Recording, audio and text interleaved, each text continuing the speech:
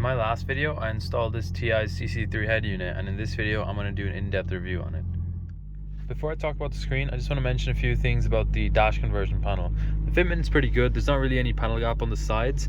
The top dash piece does protrude a little bit further than stock, but it's all uniform, so it doesn't look out of place. And it's the same thing with this panel here with the heated seat controls. It does protrude a small bit, but because it's all uniform, it doesn't really look out of place or wrong in any way. The color of the plastic matches the rest of the dash just fine. The only thing I'd complain about on this is the buttons. So firstly, you can see they kind of can rock side to side a little bit. They're not super flush. That's not really something you notice while using it or while driving especially, so that's not a big deal. The other thing is they feel kind of hollow, but again, that's not really noticeable. The only thing that I do dislike about it is that on my one anyways, the volume down button can sometimes stick, as you can see like it did there.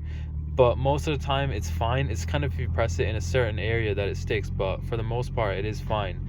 And then the hazard switch, at first when I got this, it was kind of binding on the two side buttons, but after using it for a while, it's actually just fine now. Last thing I'll mention about the buttons is that they actually illuminate green at nighttime, which I wasn't a fan of because I changed my bulbs to white in my car and it doesn't go with the white obviously, and even if you've got the stock orange lights, it's not going to match with that either. Green just looks really out of place, and it's odd that they used it for this. But if you want to change them, it's not the end of the world because it is possible. However, it's probably not something you can do at home. They're soldered on LEDs and they're really small. They're 0805 SMD LEDs, and you can buy them pretty cheap. They're only like €3.50. I think I paid for 100 of them. So you could get it and try it yourself, but it is something that you'll need to be really precise with, and you could risk damaging the PCB that's down here. And if you damage that, you obviously can't replace it. So I'd recommend, if you want to change the LEDs, take it to an electronics repair shop. They should be able to do it pretty cheap. I'll actually put a rough price of it up on screen, how much it should cost, and I'll leave a link in the comments and in the description for 0805 SMD LEDs, which is what you'll need to change it on this. Okay, so moving on to the actual screen itself now. I'm going to try and keep the review as structured as possible. So I'm going to start off with the user interface. So this is the home screen, and your main widgets and stuff are going to be here. So you can see on the top right, I have Waze here, but you can change that. I'll show you how to do that in a second. On the top left, you get some music controls. This is for stuff that's saved locally or like on a USB, for example. And then if you go to the home screen and click this little Bluetooth icon, that's whatever you're watching or listening to on your phone. And then right here are some applications. I just have these four because they're the main ones that I'll be using, and then you can add more as well, of course. And if you want to actually remove any of these, you just hold it and it'll disappear like that. And then over here we've got the radio section, which I never use, but there's a lot of functionality in here. I'm pretty sure this has an internet radio, but I've never used it. And over here, like I said, I've got Waze, and this is really handy because you've got kind of everything you need here on the home screen right in front of you. And you can change what's on here as well. You can set other navigation apps as well. You can have Google Maps here or whatever you want to use. You can set it to whatever application you want over here. And then if I click this little icon here, you can see I get more options. So again, the one I'm on is of course the map option, but you can put this one. This is the driving option. And this is kind of just like a 3D design. You can kind of customize this as well. I'll show you here, like the color and whatnot. You can put one with like a Santa sleigh and whatever. You can change the color of the vehicle. I'll just show a few of the options. And what this does is it's kind of just like in newer cars, it doesn't really have a function, but when you're driving, like it'll show this car moving and it'll show the car turning when you're turning as well, because we did install that GPS antenna. It looks cool, but it doesn't really serve a purpose, so I just leave my map up there because Waze can tell you if there's like speed cameras and police and stuff like that. So it's just really handy to have right there front and center. And then you've got other stuff like you can have your reverse camera here. I don't actually have one installed. I do plan on installing one down the line. And then also you can get a DVR that integrates with this head unit as well, and I also don't have that, of course, so I just leave the map up here. Continuing on the left side here, this button down here brings me into the navigation app I've set by default, and if I hold on it, it brings up a few more options like using your phone, and then you've got a bunch of stuff in here like the dialer, you got your contacts, and then like incoming outgoing calls, and you can change settings like the name of the device, the pairing password, and if you wanted to answer automatically, and just little things like that. You can have a look at the menu there. And then other options you have are like your contacts, your music, and just some stuff like that. And then over here This is going to bring you into the app drawer. There's a bunch of apps on this that are pretty useful, and none of them are really bloatware, so that's pretty good. And then you got the time up here, of course, and this little icon here is for your SIM card status. I don't have a SIM card in there, that's why it looks like that. I'll go back into the app drawer at a later stage, but for now I just want to cover the home screen and the user interface. So if I hold here, it brings up this option here, which lets me change the wallpapers, and it comes with quite a few pre-installed, so I can just kind of set whatever it is I want. You can also put anything you want on this through a USB or download anything on the internet and also set that as your wallpaper. And then there's also live wallpapers on here, and I assume you can obviously download more live wallpapers if you want, but it comes with this spinning globe one, and you can set that, of course. The last thing for me to show on the user interface is the notification bar. So you get like all your notifications in here, of course, and you can do stuff like turn your Wi-Fi on and off. You can also go ahead and change the brightness, and you can have different brightness settings for day and night time. So when you turn on your lights, or when they automatically come on at night, the screen will dim depending on what you've set here when the lights are on. And then you can also change stuff like your theme. You can turn the screen off or turn the actual head unit off. So if I go into theme here, you can see you can change this as well. So on the home screen, it'll change the colors around, as you can see. So you don't have to have it in that kind of purpley setting.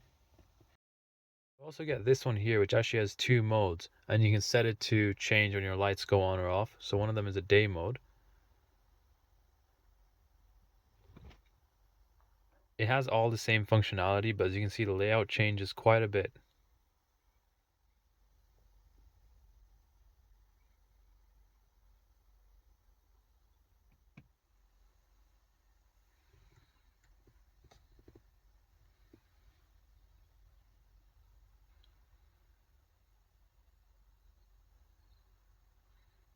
As you can see in this final one, again, the layout changes quite a bit. Everything kind of gets moved around, but it's still going to have all the same functionality. I'm going to show the climate control menu in a second, but as you can see, you can adjust stuff here as well. So you of course get your fan speed stuff, and when you press something there, you also get this pop up, but you can't actually adjust anything from there. So I'll show that again. It just basically shows the status of everything, but you can't actually change anything from here. You can also lower the fan speed, of course. You can turn it off altogether if you want. You get an AC button, and you can see that illuminate there. And then you also get this button here, which is pretty cool. This demists the front window. So if I press this, it automatically brings the AC on as well, as you can see. Whereas before, you had to twist a few knobs, press the AC button, lower the temperature and stuff. But now you can just do it all with one button, which is pretty cool. You also get your recirculation button here. To get into the climate control menu, I have this little shortcut set up, which I can drag anywhere on the screen. I click on this and I'm into the climate control menu. This menu is a little bit weird, and I'll explain why. So first of all, you get the temperature adjustment on both sides, even though this doesn't have dual zone climate control. But I guess it's fine because it's easier for the passenger and the driver to control. You don't have to reach to either side. And then over here, you can change where the air comes out of course. And then over here at the top, you can see there's a few buttons that don't get used. So I can press on this or this or this, and nothing happens. And of course, this doesn't have any rear climate controls. So it's a bit weird that they put these buttons here. And maybe in the future, they can update it where it only shows the options that the IS200s and 300s and Altezzas have. This one as well does nothing, as you can see. This one here is for your front window, and that also brings the AC on automatically. And if I get out of that now, that's your recirculation button. That's for your rear window demisting. And if you've got the heated mirrors, it'll bring those on as well. Then you got the auto button here, and then this one here again, like I said, this doesn't have dual zone climate control, so it does nothing. And then over here in the center, you can obviously turn it off or adjust the fan speed.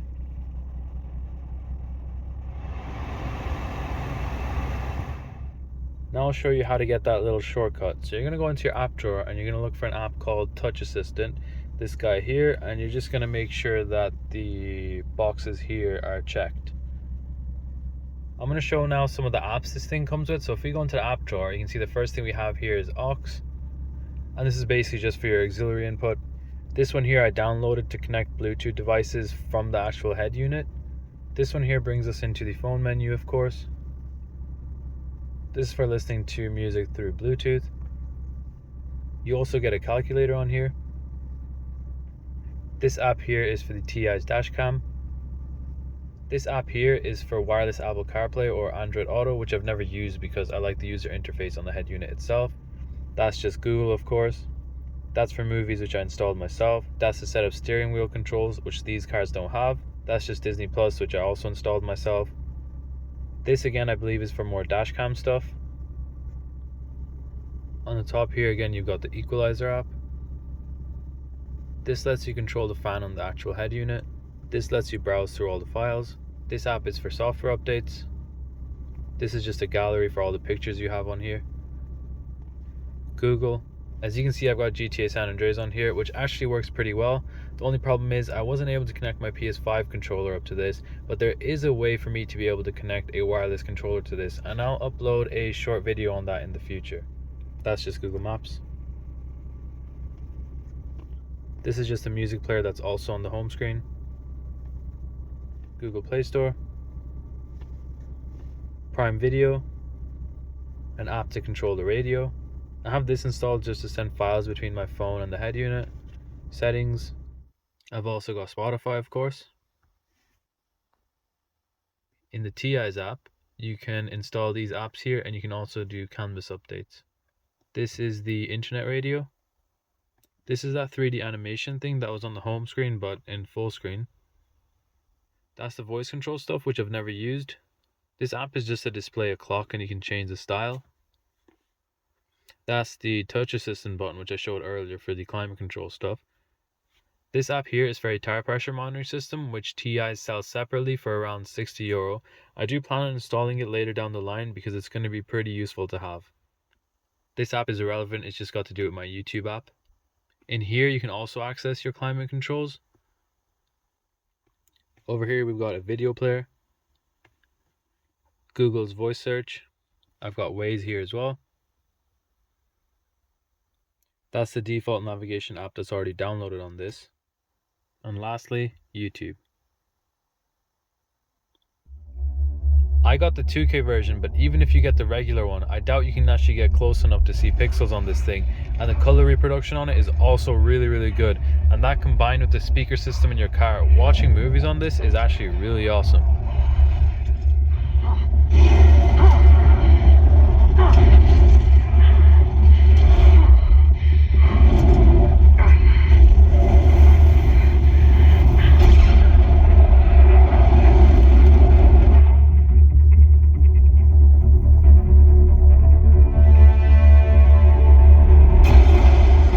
One really cool feature I want to show on this is, let's say you're just using your maps, but you also want to have YouTube open on one side, for example, for your music. You can just press that little button there, and you can open any app you want on the other side. And you can see I've got Waze on this side, just guiding me where I want to go, and then I can have music here on YouTube on the other side.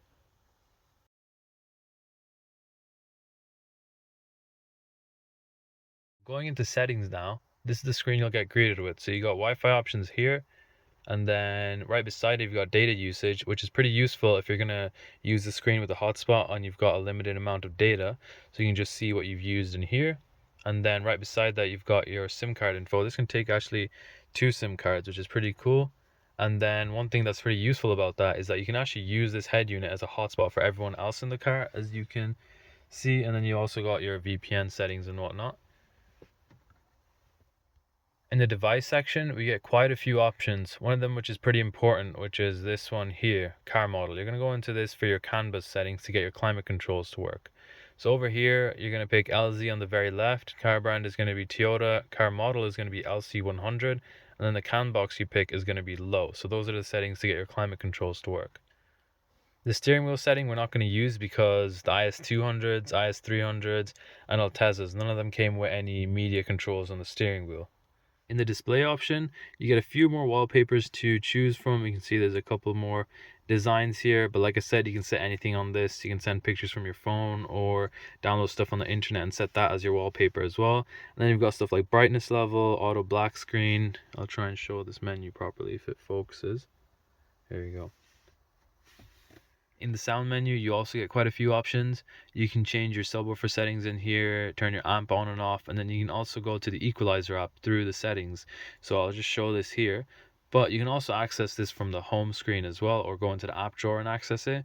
This has a 32 channel amplifier, and I honestly don't really know how to mess with this. You can really customize your music experience on this, and then you can have lots of different profiles set as well. So the customizability on this is really, really good. And then you can change stuff like your surround sound settings, which again, I don't really know how to mess with, your bass settings for the front and the rear, and then you got your subwoofer control in here like I mentioned, and you can change all the stuff for that here also. Field option, which I think is for like your balance and fade and whatnot, and then the sound filter as well. I don't really know how to mess with this stuff because I'm not an audiophile, but if you are an audiophile, then you're gonna absolutely love this head unit because it has so many options for how you want to listen to your music. This menu just shows the status of your GPS antenna. In here you can have a look at all the apps that are on this, and you can delete whatever apps you've installed and disable some apps as well. In here you can calibrate the gyro, which I've never actually done. Over here you've got info on your storage. You can see I have quite a bit of space free because I got the 128 gig version, which also comes with 6 gigs of RAM. The base version has 3 gigs of RAM and 32 gigabytes of storage.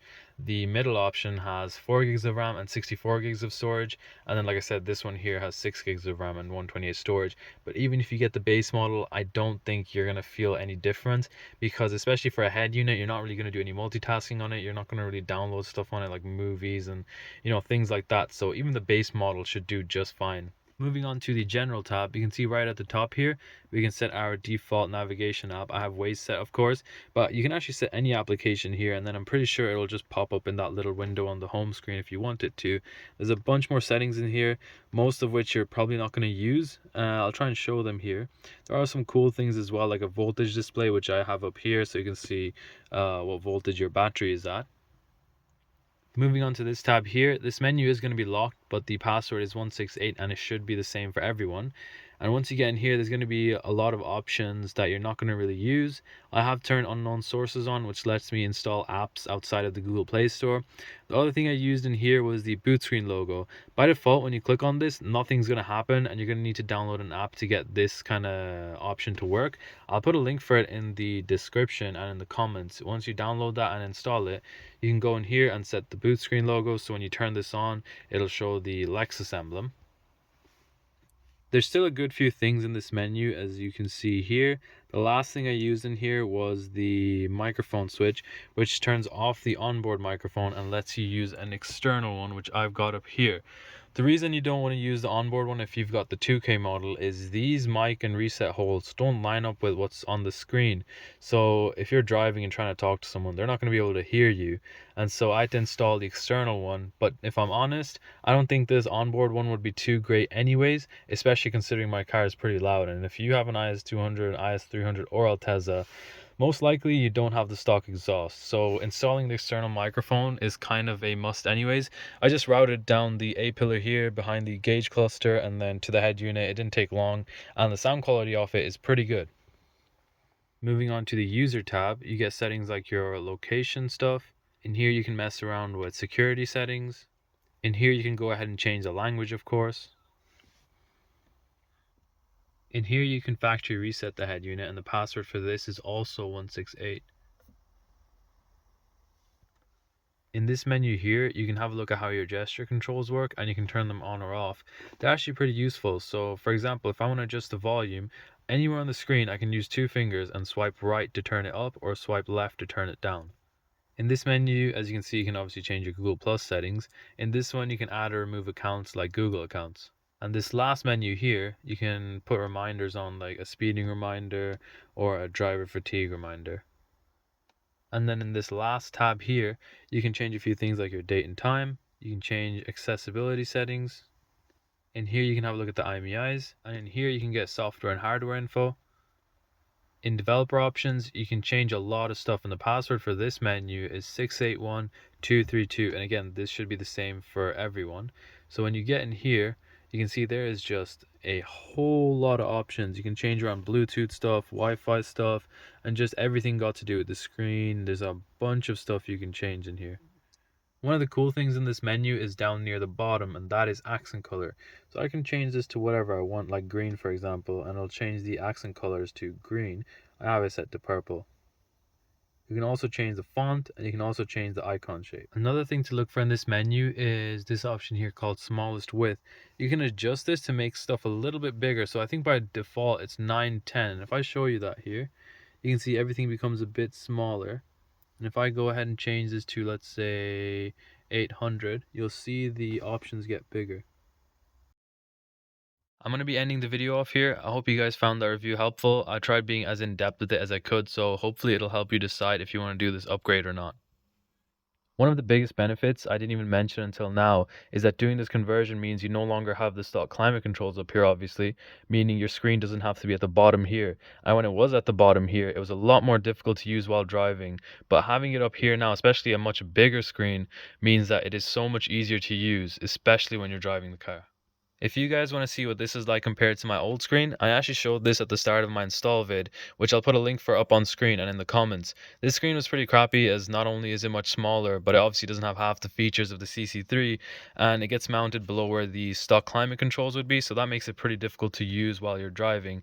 And this still ended up costing me over €200, as you still have to buy the harness that lets you retain the stock amp, which the CC3 actually comes included with, and I also had to buy the fascia plates, of course, to fit it. So if you total the cost of installing a basic 7-inch head unit, you'll more than likely be able to get the base model of the CC3 cheaper, which still has 3 gigs of RAM and 32 gigs of storage, which will be plenty for most people.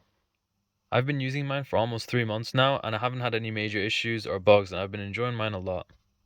I'd highly recommend buying yours from the Australian TI's website, as their customer service was really good to me when I asked them for help in pairing a PS5 controller to this thing.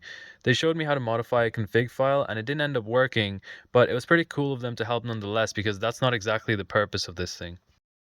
I'm going to be making a couple of short videos on this, showing some of the accessories like the reverse camera and the tire pressure monitoring system. And I also have a different idea on how to get a wireless controller to work on this, so if you want to see more content on the CC3 or just on the IS200 in general, then maybe hit that subscribe button or follow my Instagram, as I'm going to be posting on there too. I hope you guys enjoyed the video, and thank you for watching.